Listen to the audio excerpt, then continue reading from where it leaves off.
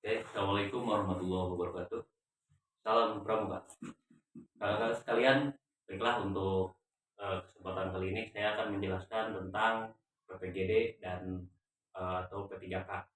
Nah, di mana PPGD dan P3K sendiri ini hampir sama sebenarnya. Kalau PPGD ini ada yang menyebutkan pertolongan pertama gawat darurat, ada juga yang menyebutkan penanggulangan penderita gawat darurat.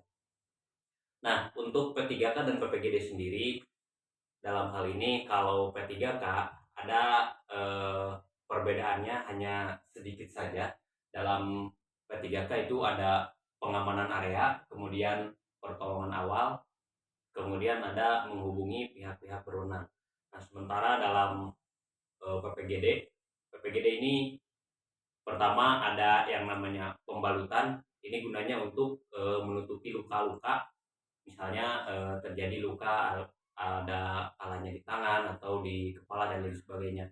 Kemudian dilanjut dengan pembidaian. Pembidaian sendiri gunanya adalah untuk menutup atau supaya fraktur patah tulang yang gawat darurat tadi itu tidak semakin parah.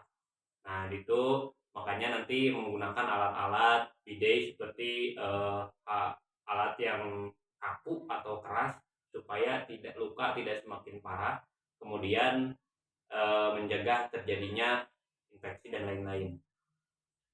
Nah, ini untuk kesempatan kali ini kita akan mempraktekkan tentang kalau terjadi luka, kalau terjadi patah tulang, baik itu di tangan ataupun di bahu, dengan memakai langsung ke badan, jadi tidak menggunakan alat-alat tapi menggunakan bahan seadanya. Kemudian kain tersebut kalau terjadi eh, gawat darurat di mana saja bisa menggunakan kain yang ada, tidak harus menggunakan mitela dan lain-lain.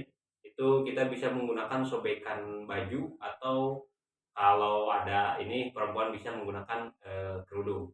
Nah, itu. Nah, yang pertama kita akan mempraktekkan bagaimana kalau terjadi patah atau benturan di kepala sehingga terjadi eh, kondisi yang gawat darurat. Karena bisa saja yang tadinya terjadi kecelakaan dari misalkan kecelakaan kendaraan sehingga kita melakukan observasi sehingga akhirnya bisa menjadi gawat darurat. Pertama, kalau setelah diobservasi diamankan area ternyata ada terjadi hal-hal yang menjadi gawat darurat, nah maka P3K menjadi PPGD atau jadi gawat darurat. Nah, ini kondisi kita akan eh, membuat atau menutup kepala jika terjadi benturan sehingga ada lecet atau patah di tulang ring di kepala.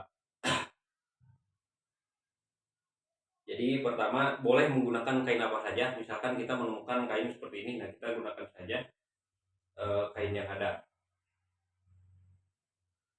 Kondisinya kita dalam hal gawat darurat sambil melakukan pekerjaan, kita ajak ngobrol si pasien supaya eh, tidak ini untuk menghindari supaya tidak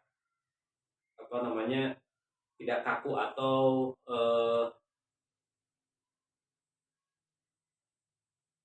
tidak panik. Jadi kondisinya pasien tidak panik dan dia mau untuk kita melakukan pembalutan ini atau pembidaian.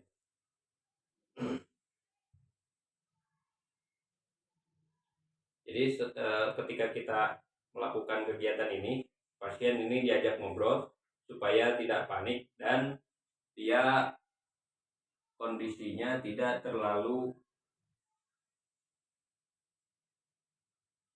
menjadi parah atau sampai mengakibatkan pingsan. Nah, oke, bisa semuanya menutupi kepala kalau ada luka dan lain sebagainya sehingga ini tidak terjadi infeksi atau eh, kalaupun ada hal-hal yang lain, nah ini tertutupi semua. Oke, nah Ini untuk luka di kepala.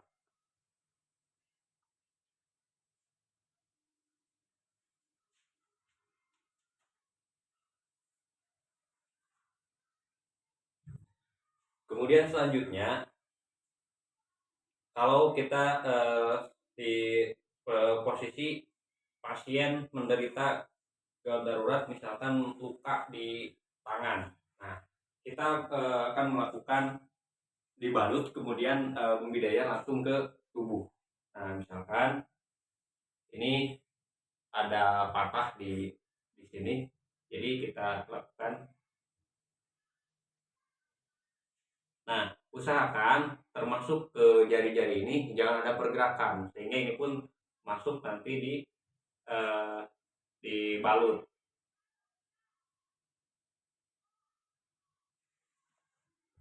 Kemudian direkatkan ke dada dan ini ditarik ke belakang.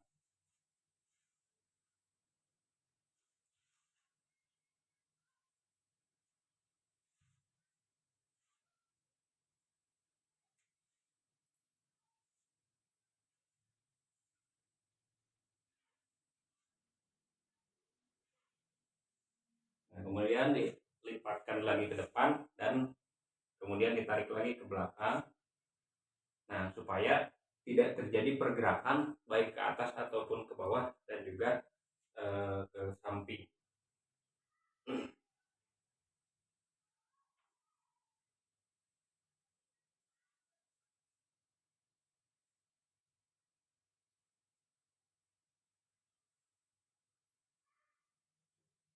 Nah, sehingga aman. Ini nanti setelah kita tangani seperti ini, baru nanti eh, kita setelah datang pihak atau ahli atau pihak yang berwenang baru nanti ditangani.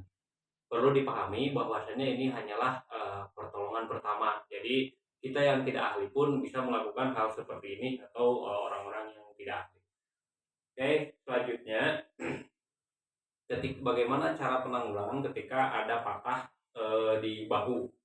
Nah, kalau ada patah di bahu,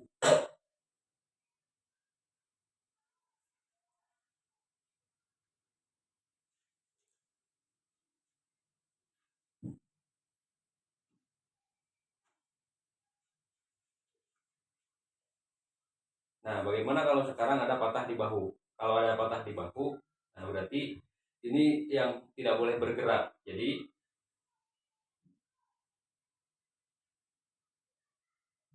nah ini kita ikatkan ke belakang, bahu bahu kiri dan bahu kanan itu kita buat sehingga dia tidak bergerak.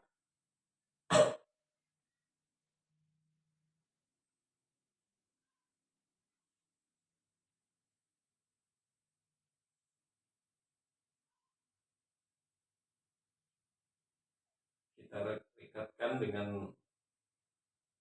kuat sehingga tidak terjadi pergerakan ketika